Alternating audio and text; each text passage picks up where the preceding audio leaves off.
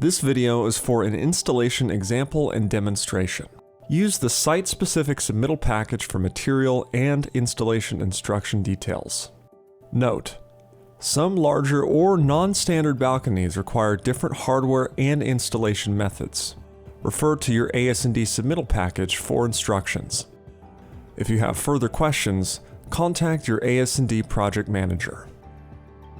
Preparation. The first step in installing an ASD balcony system is to mount the brackets to the building. This video covers all ASD bracket types. Brackets are installed after the building framing is completed prior to waterproofing and siding.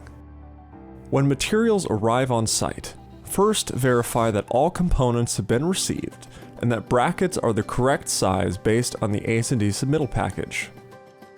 Next, sort and separate brackets according to balcony type, referencing the submittal package. Brackets are specifically designed for your job and for each individual balcony. While they can look the same, bracket sizes are dependent on balcony type and their placement on the building. Sort and place the supplied hex bolts, lock nuts, and washers next to the sag rod brackets. Check submittals to verify the size requirements for hardware based on your sag rod bracket design. Next, sort and place supplied hex lags and washers next to the subfascia brackets. Verify these components match the submittals as well. For balcony types 4 and 5, identify and find the side mount brackets and hardware. Verify these components match the submittals. After you have completed sorting and verifying all materials and parts, begin installing the brackets. Installation. Determine the center line of the balcony and mount bracket location per submittal package. Measure the width of the balcony. Then, divide this overall measurement by 2. This dimension will be your center line. Note: the balcony may or may not be centered on the rough opening. Refer to your site-specific submittal packet for exact dimensions. To set the height of the bracket, measure down 1 5/8 of an inch from the finished surface and place the top of the bracket.